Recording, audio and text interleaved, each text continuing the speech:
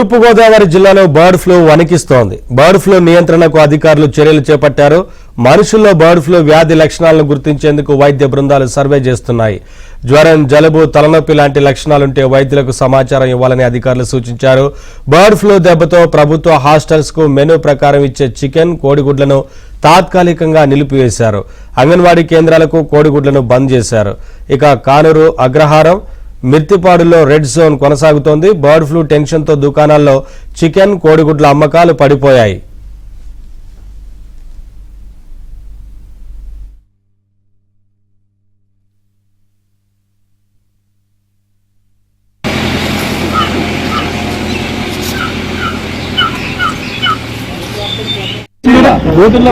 ఎందుకంటే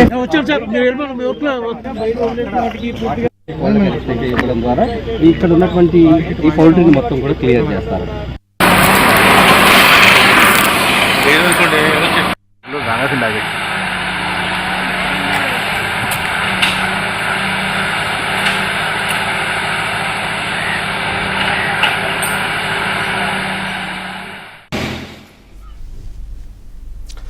తూర్పుగోదావరి జిల్లాలో bird flu వణికిస్తోంది. ఒకవైపున పెద్ద ఎత్తున చికెన్ దుకాణాలకు సంబంధించి వెలవెలబోతున్నట్లు కనిపిస్తోంది. చికెన్ కొనుగోలుదారులు లేకుండా పోయారు. మరొక వైపున కోడిగుడ్లను, చికెన్ ఇతర హాస్టల్స్ కు సంబంధించి కూడా బంద్ చేసినట్లుగా తెలుస్తోంది. అప్డేట్స్ మా కరెస్పాండెంట్ రాజుబాబు నడి తెలుసుకుందాం. రాజుబాబు, పెద్ద ఎత్తున బర్డ్ ఫ్లూ వ్యాపిస్తున్న నేపథ్యంలో చర్యలు తీసుకుంటున్నట్లుగా తెలుస్తోంది కదా, ప్రభుత్వం ఏం చెప్తున్నారు అధికారులు?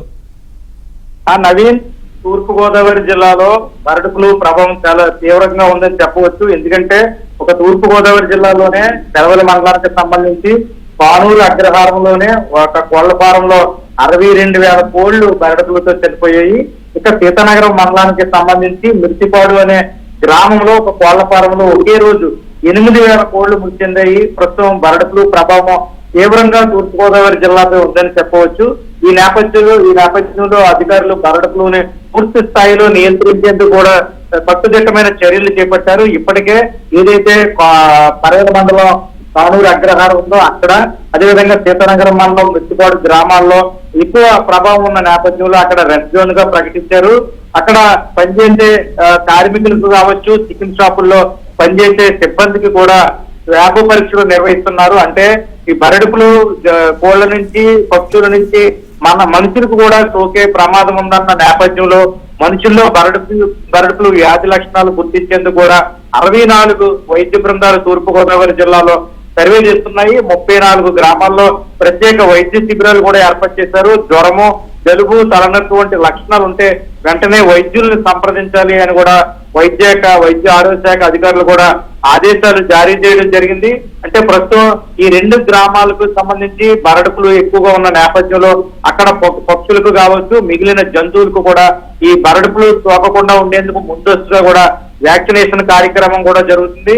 ప్రస్తుతం అయితే కనుక తూర్పుగోదావరి జిల్లాలో బర్డ్ ఫ్లూ వల్ల ప్రస్తుతం గవర్నమెంట్ హాస్టల్స్ లో చికెన్, అంటే మెనూ ప్రకారంగా హాస్టల్ విద్యార్థులకు చికెన్ ఇస్తారు. అదేవిధంగా కోడిగుడ్లు కూడా సరఫరా చేస్తారు. బర్డ్ ఫ్లూ ఉండడం వల్ల తూర్పుగోదావరి జిల్లాలో ప్రభుత్వ హాస్టల్స్ అన్నిటికీ కూడా చికెన్, అదేవిధంగా కోడిగుడ్లు సరఫరా కూడా పూర్తిగా నిలిపివేశారు. అంగన్వాడీ కేంద్రాలు కూడా కోడిగుడ్లు సరఫరా నిలిపివేశారు. ప్రస్తుతం బర్డ్ ఫ్లూ నియంత్రణ జరిగే వరకు కూడా హాస్టల్స్ లో చికెన్, కోడిగుడ్లు వినియోగం చేయకూడదని కూడా అధికారులు ఆదేశాలు జారీ చేశారు. ప్రస్తుతం అయితే కనుక తూర్పుగోదావరి జిల్లాలో బర్డ్ ఫ్లూ భయం వణికిస్తుంది. Naveen, thank you Rajababu.